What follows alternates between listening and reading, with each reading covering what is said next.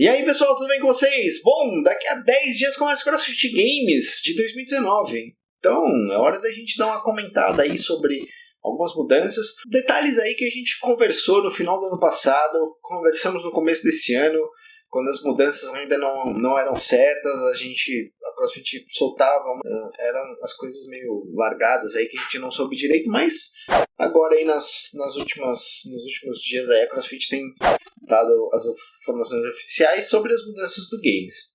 Tudo isso aí tá no site games.crossfit.com, então se você não quiser assistir esse vídeo e quiser ir lá direto, entra no site, tá lá. Jogando aí na tela de vocês, ó, já tô lá no site da CrossFit. E aí, se você entrar no site, se você quiser ver a relação completa de todos os atletas que estão classificados, lá tem. Não dá para eu comentar, porque são 148, eu acho, ou 140 alguma coisa no masculino, 134 no feminino. Dá uma olhada lá, se você quer ver se teu atleta favorito tá lá, alguém que você goste, que você acompanhe. Entra lá no site para você ver com mais detalhes. Mas vamos aí, então, ó, na sequência, o que dá pra gente comentar aí, né? Sobre as equipes. Dá pra gente ver aí as equipes classificadas. As equipes é legal porque quando os anúncios aí saíram das equipes classificadas nos eventos sancionados, algumas equipes eles só lançavam o nome e a gente não via quem eram os atletas que estavam naquela equipe. E aí aqui eles anunciaram com os nomes certinhos, tá? Então, vamos dar uma olhada aí. Na tela de vocês, ó, no Dubai CrossFit Championship, então tá em ordem cronológica aí, né? A gente tem um time da Invictus que é aquele time, nossa, como tá Invictus só, eu acredito que seja o time A deles, né? O time principal deles, né? O Alden Fischer, Rasmus, então é uma equipe que já foi campeã do Games, né? É uma equipe aí que tá sempre aí no topo, sempre referência aí de performance. Depois a gente tem CrossFit Krypton, que é o CrossFit do Ben Smith. E aí tem aqui o irmão dele, Alex Smith. E a gente tem a Camille Leblanc-Bazinet, que já foi campeã do Games de 2014 ou 2015, por aí assim. E nos últimos Games ou ela estava machucada, ou ela não ia tão bem, ou ela machucou e depois não foi tão bem. Mas é aquela coisa, né, que eu acho que os atletas tem uma hora que não dá mais, né? Então, na hora que não dá mais, é comum eles tentarem ir pro equipe. Então, pelo menos eles não aguentam mais a carga de fazer uma competição individual ou treinar para uma competição individual, mas eles ainda têm muito gás para fazer uma competição por equipe. A intensidade não é tão alta, ou que a carga, o volume de exercício não é tão grande, então eles conseguem se manter, né, em um bom nível competitivo. Na sequência aí, Project X, também uma equipe aí com atletas aí que a gente já ouviu falar, Cam Porter aí, um time aí da Austrália, gente, da Nova Zelândia, mas está ali, né? Equipe classificada na Cidade do Cabo, né, no CrossFit Vondelgem, Netherlands, que é ali dos Países Baixos da Holanda, então, equipe holandesa. CrossFit Strength and Depth, que é o campeonato lá do Reino Unido, né? Então a gente tem o Central Beasts, uma equipe aí basicamente norte-americana. Né? Mid-Atlantic CrossFit Challenge, Don't Stop. Don't Stop é uma equipe que aparece aí, não sei se com esta exata formação aí, mas a gente tem aí Roy Gamboa, Travis Williams, é uma equipe aí com nomes conhecidos, né? No Asian CrossFit Championship lá na China, a equipe do Froning, né? Mayhem Freedom, tá aí. A gente tem o Ben Smith como reserva aí da equipe. É o box do Froning, mas é um super time, né? China Cho. Aí a gente tem o Reykjavik. Não sei se é assim que pronuncia, né? Mas é o box da Intorsdottir, lá da Islândia. Team JST Compete. Aqui no Brasil CrossFit Championship Pro One. Equipe basicamente canadense aí, tem francês e italiano, mas a maioria dos integrantes é Canadá. Down Under CrossFit Championship Exterminators. Equipe aí, integrantes da Austrália, Zeke Groove, Rob Forte, são atletas aí também que já passaram por games aí. do Invitational, da Rogue Invitational, OC3 Black. Depois CrossFit Lowlands Throwdown, que é o campeonato lá da Holanda, né? Dos Países Baixos. Então, CrossFit Alioth, equipe basicamente Sweden. Depois Granite Games, Invictus X, então segundo time aí da Invictus, time aí que tem Sam Dancer, Marco Álvares, também aí atletas que já apareceram pelo Games do individual. E aí do French Throwdown, a última equipe classificada, Invictus Boston. E aí esta equipe aí, ó, tem um coraçãozinho meu aí, porque antes de abrir a CrossFit Pinheiros, eu fui lá para os Estados Unidos, fui fazer um estágio num box. O box originalmente chamava CrossFit Back Bay, e aí faz uns 2 ou 3 anos, eu não sei, a Back Bay virou Invictus Boston.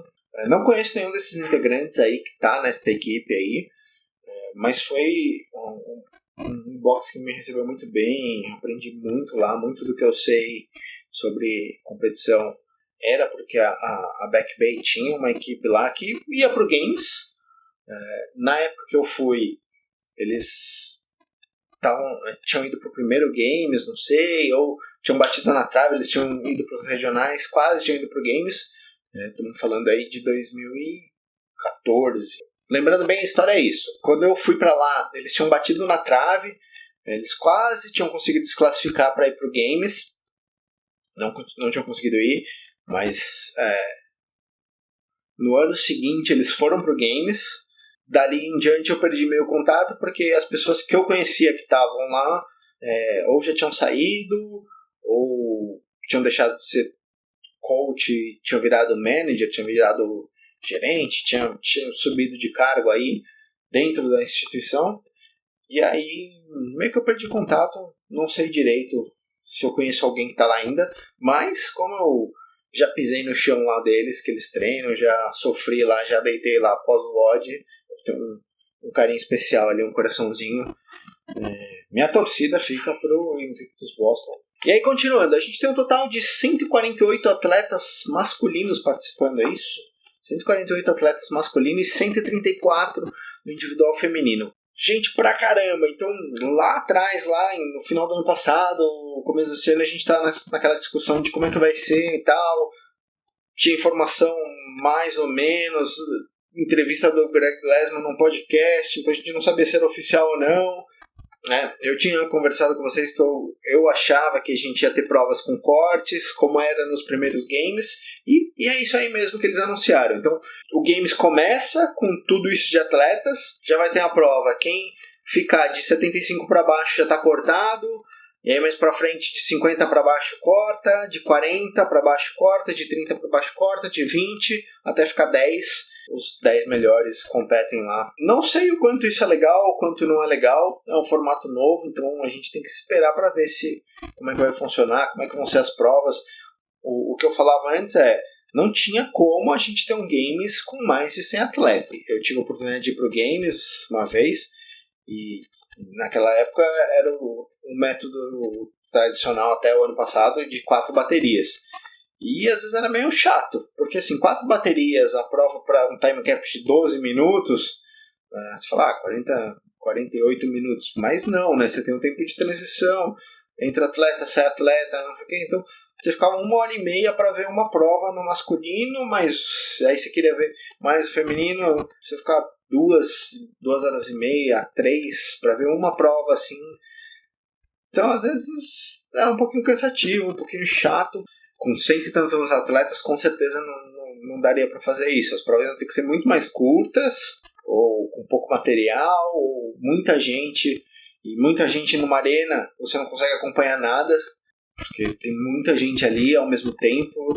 Às vezes eu ganho o cara de uma bateria ali, ou tá lá no canto, você nem viu ele, estava olhando pro meio da arena, assim, o cara lá no canto ganha. Então é complicado. Eu acho que isso era o que precisava ser feito, né? Cortar e diminuir o número de atletas. Mas a gente precisa ver se vai ser legal ou não. Outra mudança que eles anunciaram, que eu vou pôr na tela aí para vocês. Deixa eu dar um zoomzinho aqui. É a mudança de pontuação. Então, tá marcado aí, por exemplo, nas provas lá com todos os atletas, então o primeiro lugar ganha 100 pontos, que é o jeito tradicional que era dos games, só que nessa prova de 150 atletas vai caindo a pontuação de 2 em 2 até o 28º, que aí começa a cair, vai perdendo de 1 em 1 ponto. E aí a partir do 75 lá já era, ele tá fora, né? O número 75 fica com 0 pontos, daí para baixo tá cortado, né? Para as provas de 75 atletas, mesmo esquema, né? Começa com 100 pontos, vai caindo de 2 em 2, aí lá na 28ª posição cai de 1 em 1 também, então é igualzinho, 75. Aí a hora que cortar e ficar 50, começa com 100 pontos, cai de 2 em 2, até o 50º aí, porque vai ser a última posição, daí para baixo ele vai estar cortado, né? Para as provas de 40, quando tiver 40 atletas, vai cair de 3 em 3, depois 2 em 2, de 30 atletas de 4 em 4, cai para 3 pontos. Para as provas de 20 atletas, vai caindo de 5 em 5 até o fim. E para quando tiver os top 10, vai caindo de 10 em 10. Como eu falei, esse esquema aí é novo, a gente não sabe como é que vai ser.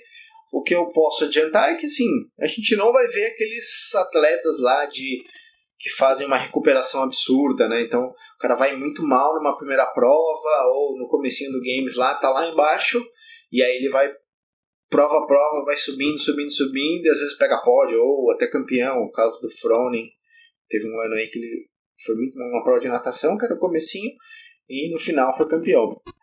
Isso não vai acontecer, porque se ele for muito mal a ponto de ficar fora ali dos 75, dos 50, já era, né? Tá fora, não vai ter chance de competir as outras provas.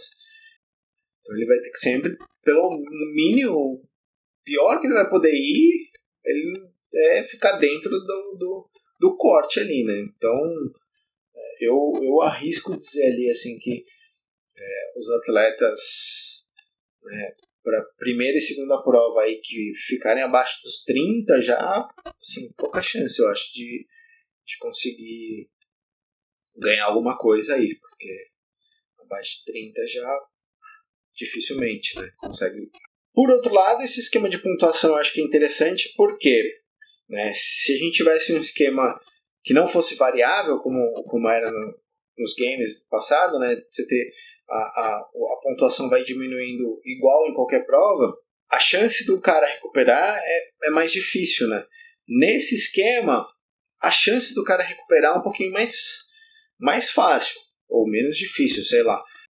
Por exemplo, quando tem lá top 10, se a diferença cai de 10 em 10, e o cara que na primeira prova ficou em terceiro, perdeu 6 pontos, na última prova ele está em primeiro, e o cara que ficou em primeiro fica em terceiro, a diferença é 30 pontos. Mais importante você ganhar as provas mais do final, né? As provas mais do final acabam valendo mais, tem um peso maior. Então, se um cara começar mal e subir na competição, ele vai ter uma melhor pontuação. Mas como eu falei lá, né, a gente não sabe como é que vai ser, se isso vai gerar mais disputa ou não, se vai ser sem graça, né? Então a gente tem que esperar para ver, para analisar esse games e ver como é que vai ser pro próximo aí, se tem que mudar ou não, se a gente acha que ficou ruim ou não. Tem também aí a pontuação por equipes, né? Vamos dar uma olhada rapidinho. A gente tem aqui, ó, mesmo esquema de pontuação, começa em 100, né, pro primeiro, só que aí quando tiver 14 times sem o primeiro corte ainda diminui de 7 em 7, quando ficar 11 times cai de 10 em 10, quando ficarem 9 times de 12 em 12, 7 equipes de 16 em 16, e quando ficarem só 5 equipes de 25 em 25. Então, para as equipes, esse esquema que eu falei aí de pontuação, ele é mais importante ainda, né? Porque as provas finais elas têm um peso muito maior, né? Uma diferença de 25 pontos do primeiro para o segundo na última prova, e para a primeira prova é 7 pontos, então uma equipe que ganha que fica em segundo na primeira prova, né? Se ele ficar em segundo, mas na última ele ganhar do cara que ficou em primeiro, ele tem uma diferença muito grande de pontos, né? Vamos ver as estratégias aí das equipes, né? Vamos ver se isso rola ou não, se a pontuação for boa ou não. Bom, e aí para fechar, pessoal, as datas, né? Então eu falei, o Games vai começar dia 1º de agosto, quinta-feira, né? Começam aí, tá aí na tela de vocês, começa às 9 da manhã com as provas individuais e vai terminar com as provas em equipe. Na continuação vai ter uma cerimônia aí dos atletas. No dia 2, aliás, do dia 2 ao dia 4 começa às 10 da manhã e acaba às 6 da tarde. As competições individuais e por equipes não vão se sobrepor, então dá para assistir tudo de individual e equipe. Os horários não vão bater. Pro Age Group, a gente vai ter competição começando na sexta-feira, a partir das 8 da manhã, acaba às 6 da tarde. Sábado e domingo começa às 10 da manhã, no sábado acaba às 6 da tarde, no domingo acaba às 3 da tarde. Tudo isso em horário local, né? Então, os horários lá de Madison, nos Estados Unidos. E aí, você está empolgado pro Games? Vamos ver, né? Semana que vem. Me diz aí, o que você acha de repente eu abrir uma live aí enquanto o game está passando, a gente vai conversando, trocando uma ideia sobre as provas. Escreve aí nos comentários se você acha que é uma boa ideia, se você acompanharia aí, se você me ouviria. Se você tiver uma sugestão de como fazer isso também, porque não sei se dá para abrir, se a gente abre 2 abas, né, no navegador, uma comigo falando e outra você vendo a imagem. Acho que isso é possível. Sei lá, fica a ideia aí. Se você achar que é interessante, escreve aí. De repente eu me organizo aí para estar ao vivo com vocês durante o Games. Beleza? Então, como sempre aí, algumas sugestões de vídeo aqui do lado. Se você quiser assinar o canal, tem uma bolinha aí para assinar o canal. Tem um quadradinho aí também, se você quiser ser um patrocinador do canal, quiser me ajudar aí no Apoia-se. Beleza? Então, por aqui, até a próxima. Valeu!